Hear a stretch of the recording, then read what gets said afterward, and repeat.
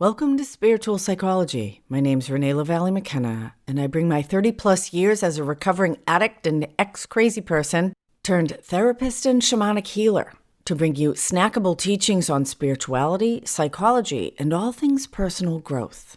And today I want to talk about making friends with trauma. That might sound like a crazy or even impossible idea if you struggle, like many people do, with the present-day effects of past abuse, neglect, injury, or tragedy. But my personal experience and my trauma work with clients these last 20 years has proven to me that bringing compassion, understanding, and a present-centered awareness of the parts of us that are most wounded is a fast track to healing and the most transformative work we can do. In fact, the bulk of my work with clients these past 20 plus years has been helping people heal their relationships with the wounded parts of themselves. And the roots of most unresolved emotional issues and mental dysfunction could be seen as unresolved trauma. Trauma is the Greek word for wound, and the word trauma is still used today in medical circles referring to physical injury. A head trauma, trauma from an accident. When my daughter broke her arm, they talked about trauma to her elbow and growth plate. So trauma refers to some kind of damage. And from an emotional, psychological, mental, or spiritual aspect, the idea of wound or injury totally applies. Generally, physical trauma is pretty easy to see and recognize. If you have an injury to a bone, a joint, a muscle, or your skin, there's all kinds of signs and symptoms that are pretty hard to ignore. Swelling, bleeding, lots of pain, all a very well-designed system to let us know something's really wrong. We need to pay attention. The body's trying to bring all of its healing resources to the physical issue. And the same is true with non-physical injuries as well. That there is a natural healing function that's set up to really get our attention. Some of the common symptoms of emotional or psychological trauma, like anxiety, depression, emotional suffering, are the psyche's attempts to heal itself, which I see very similarly in swelling and pain in the body. And just like a physical injury will often need a lot of extra help to be able to heal itself, we might need stitches, we might need to have a bone set or casted if it's broken. We might even need to have surgery. Now, those interventions don't actually heal the wound. What they do is they set up the optimal situation for that natural healing process to happen. And that's what good therapy and good personal growth work does. Helps us clean the wound and stitch it up so that the wisdom of our body-mind-spirit complex can do its evolutionary work. We may need to grow scar tissue or new bone mass. We may need to learn to walk with a psychic prosthetic. I spent some time last weekend with a friend who lost his leg in a motorcycle accident, an event which completely redirected and reorganized his life. From this standpoint, I would say in a positive way. And in a kind of amazing serendipity, he happened to work in the prosthetic industry. Prosthetics are the fake limbs that you get after you lose something. And he was tapped into the newest equipment you could get. And that really intense experience continues to inform his life in some really profound and positive ways. He's become somewhat of an expert in blending herbs and medicines, both kind of standard and non-traditional, in order to manage his pain and his own residual trauma. He's kind of a self-taught expert in microdosing and is quite generous in sharing his knowledge and resources with others. I'm reminded of my friend MJ back in Boston. She had some kind of a career that she wasn't terribly happy in, but she was making decent money, and although she was unhappy, she didn't feel like she had a good enough reason to get out. And then she had a terrible car crash. Really messed up her back. And the pain med thing didn't work very well for her, so she started to do yoga and massage. And the massage was so helpful for her, she became a massage therapist and ultimately opened a chain of therapeutic massage studios. And one of the most important things we can do in facing and healing trauma is to accept that it actually happened. Life can be extremely difficult, and it often presents us with things that we don't want to have happen. No one wants to be raped or abused, neglected, or lose their leg.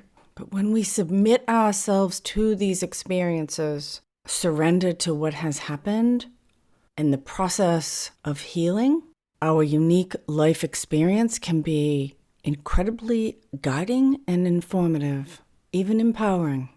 And the whole process of making friends with our trauma is a deeply character-building experience in itself. So there are three main types of trauma: acute, chronic, and complex. An acute trauma results from a single incident, like an accident, an attack, or some other one-time event. Chronic trauma is usually repeated and prolonged, like domestic violence, neglect, or physical, sexual, or emotional abuse. Complex trauma is when there's multiple traumatic events. So, for example, I know a young man whose brother was murdered. His father died on the street of alcoholism, and his mother was very violent with him as a child. But regardless of the type of trauma, from my perspective, the treatment is the same. Doing what we can to accept and process what happened in the past and truly put it into the past, and reclaiming the traumatized parts of ourselves, making friends with them, taking responsibility for them, and bringing love, compassion, and integration of the wounded parts of ourselves into present time so that they can heal. From a psycho-spiritual perspective, not every difficult, tragic, or horrific thing that happens to a person causes trauma. There are many veterans who return from war without post-traumatic stress disorder. This doesn't mean they're unaffected or unchanged by the experience, but trauma is something different. And PTSD, post-traumatic stress disorder, means that a traumatic event remains stressful after it has happened, for months, years, even decades. And I often refer to emotional, mental, spiritual processing of our life experience as a form of digestion. And we could look at PTSD almost like a bowel obstruction, that for whatever reasons are particular to the individual, they're unable to digest their experience, to take the nutrients out of it and to excrete the rest. Digestion takes food and turns it into energy, fat, and waste, basically. And processing our life experience could be seen similarly, that we take what's important, necessary, or informative out of an experience and let go of what doesn't serve us. And processing an experience does not mean that we live through it again. We already lived through it once. There's nothing helpful about re-experiencing it. But the way I understand trauma through this lens of processing or digestion, that what causes trauma is an inability to be able to process the experience. And it's totally understandable. To be physically, emotionally, or sexually abused can be extremely confusing. We don't have a shelf to put that on in our internal filing system. Unexpected violence or death, loss, illness can be shocking and disorienting. Birth trauma is extremely common for both the baby and the mother, generally unrecognized. Having birthed two babies in different ways, it is no joke, is a life and death situation. And the way I understand trauma is that the parts of ourself that don't know how to process, cope with, or digest whatever the circumstance is, kind of get split off from the rest of ourself, like Rapunzel being put up in a tower. I like the metaphor of a pearl being formed in an oyster when an irritant gets inside the shell to protect itself. And the parts or aspects of ourself that are traumatized kind of get frozen in psychological time. And it's kind of a brilliant mechanism that allows us to function and maybe not go crazy at the time. But if we don't reintegrate the traumatized parts of ourselves, they remain in perpetual suffering. And the way I understand anxiety, depression, flashbacks, intrusive dreams that a lot of people suffer with, or how they become aware that there's unresolved trauma, are these aspects of our own soul energy trying to get back home. And because we often didn't know how to manage the circumstance in the first place, it's very natural that we would want to avoid those parts of ourselves. But just like if you have a cut that needs stitches, the last thing you think you'd want to do is poke at it, but it's actually the thing we need to do. Pain, suffering get our attention. And so, how do we make friends with our trauma? In my work, I find it invaluable to make grounded, compassionate, and wise spiritual connection first, however you understand that. The beauty and power of nature is an excellent place to start. And then to make room for the feelings that are coming up, which are a direct portal to the traumatized parts of ourselves. And I find the active imagination, which kind of looks like a guided meditation, to be an amazingly simple and helpful tool. And the point is to bring the wounded parts of ourselves into present time and out of that kind of frozen place in psychological time, and to heal our relationship with ourself. Because whether we're aware of it or not, we do have the power to heal ourself. And the disassociation, the neglect, the avoidance, the abandonment of these vulnerable parts of ourselves, understandable as it is actually where the change and healing need to happen. The power of love, compassion, understanding, acceptance are immeasurable. So, for example, I did a session with a client this week who was sexually abused as a young child. And he's done different layers of work around this, but it started to come up for him in a whole new way, with intrusive dreams and some panic, and he's been really suffering.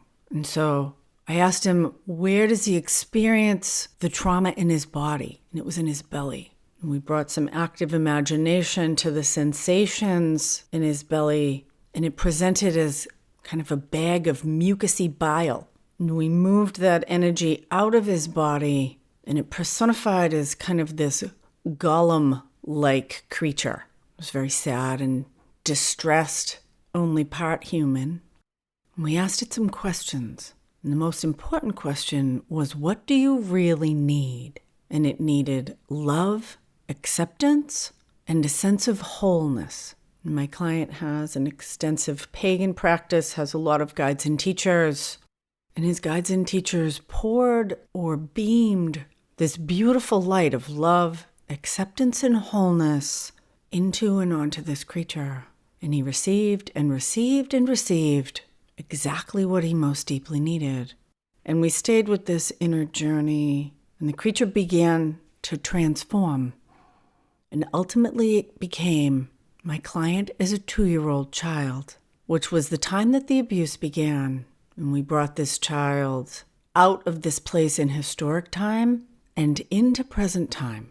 And the child experienced the connection with spirit that my client has as an adult. And my client brought this child into his arms and into his body like a loving parent, welcoming him home. He doesn't need to live in that place of abuse anymore. He's in present time now. And every part of ourself holds life energy. And this child was innocent and curious, kind and intelligent. And his life energy added to the life energy of my client. And he became more whole than he had been before. Healing trauma is incredibly profound and sacred work, and it's available to all of us. Chapter 7 of my book, Allies and Demons, Working with Spirit for Power and Healing, is dedicated to transforming trauma. And there's accompanying guided audio that can guide you through that process if you want to do that work on your own. And although I have benefited greatly from the many therapists and healers in my life, I continue to do a lot of my own trauma work. And I encourage you to do the same. There are tremendous resources for healing and transformation available to all of us now. Mine is only one of many, but if you want to check it out, there's a free download for the first chapters of my book in the show notes. I'm having an informal hearing with the California Board of Psychology this week about whether I can use the term spiritual psychology. I have a feeling I can't, because even though I changed the spelling, it seems like the law states that the use of that word is misleading.